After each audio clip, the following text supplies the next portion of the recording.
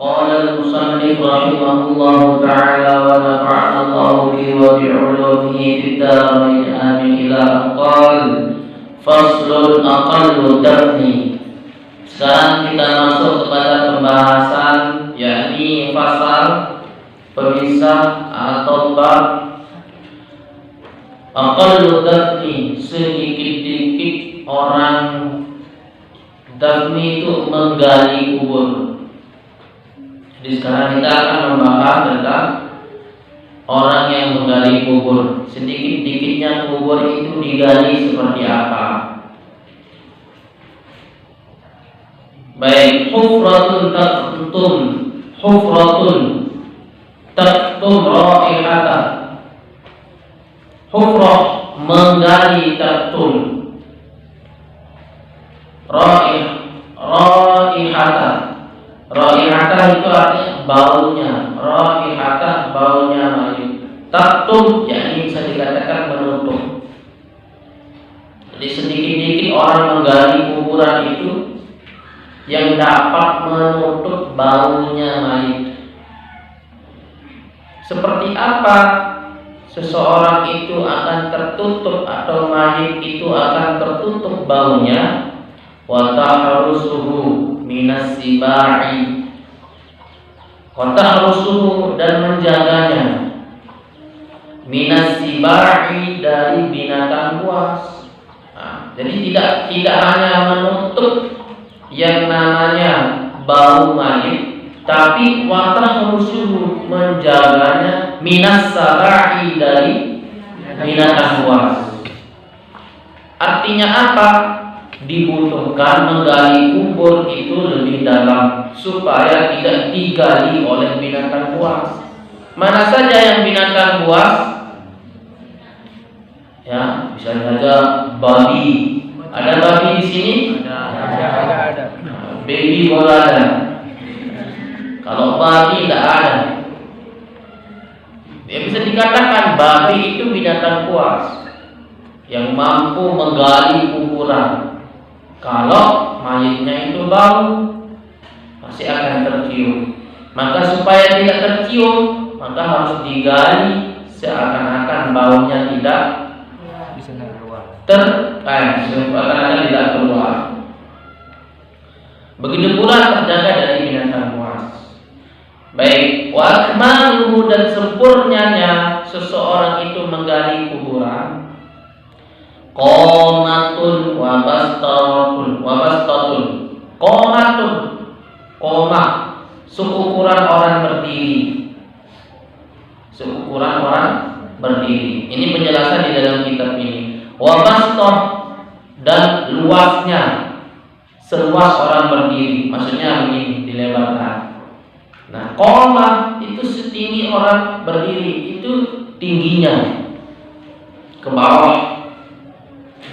Itu saking dalam, tapi ada yang lebih dangkal. Tergantung mayit. Kalau mayitnya itu anak-anak, ya diukur supaya tidak baunya itu keluar. Terus tidak dimakan oleh binatang buas. Kalau mayitnya dewasa, ya seukuran orang berdiri. Berapa kira-kira ukuran orang berdiri? Ya, intinya orang dewasa. Orang dewasa ya setinggi orang lombok lah. Orang lombok kecil-kecil atau tinggi-tinggi? Ambil yang sedang-sedang. Jangan ambil yang bobot. Baik, berikutnya wa yudahu dan meletakkan khadduhu mukanya, pipinya, khadduhu pipinya ala turabi atas tanah. Pipinya diletak. Pipi sebelah mana? Sebelah kanan. Agar apa? Wa yajibu taujihuhu. Wa yajibu dan wajib taujihuhu mukanya, wajahnya si mayit itu ilal kiblati, yakni menghadap kiblat. Gimana cara menghadap kiblatnya? Maka mayit itu harus ditidurkan kepalanya menghadap utara alias dayung. Baru mukanya itu dihadapkan ke arah kiblat, dengan pipinya sebelah kanan disentuhkan di tanah. Itu sempurnanya seseorang menggali kuburan. Pertanyaannya, kenapa mayit itu harus dikuburkan? Tidak seperti orang Hindu, orang Bali yang ngaben. You know ngaben? Sedut. Ya, dibakar, disedut bahasa unggulnya. Ya, dibakar. Kenapa seperti itu? Orang Islam tidak dibakar, orang Kristen tidak dikremes seperti artisnya, saya ingat Tangmo dari Korea Selatan itu. Ya, apa namanya? Thailand mana? Ya, yang dikremes itu, dimasukkan ke dalam mesin jadi abu.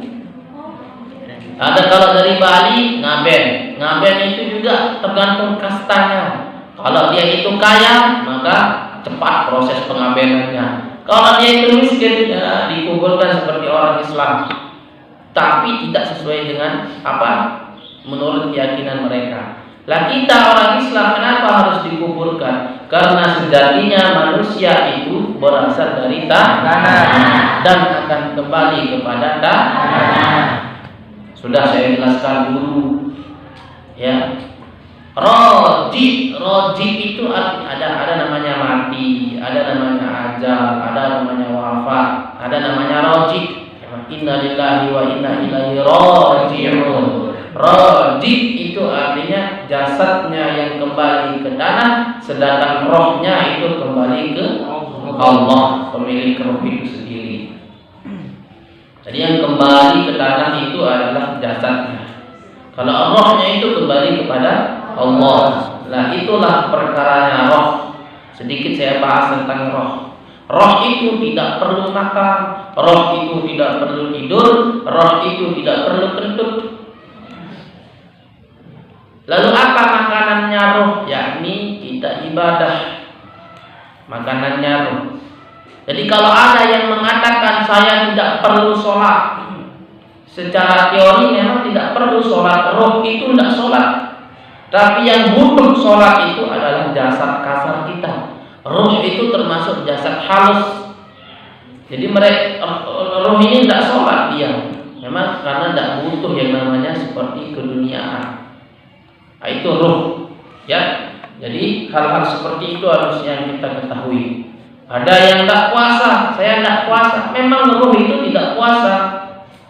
Roh, tapi jasad kasar kita, tubuh kita ini harus puasa, harus menuntut syariat. Ya. Nah, jadi ini mungkin pembahasannya agak dalam, tapi itu saja ya anak sekalian. Jadi roh itu memang pada dasarnya tidak butuh makan, minum, sholat, tidur, mati. Roh itu adalah sesuatu yang sangat hidup. Bila mana roh itu sudah tercabut, kalau kita ini tekan ini, maka tidak akan terasa. Kalau kalian merasakan sakit ketika dihukum sakit, nah berarti rohmu masih itu di dalam. Ya, paham ya? Ya, jadi seperti itu anakku sekalian. Wallahu a'lam bishawab. Selanjutnya saya kasih waktu untuk tanya jawab. Oke, silakan.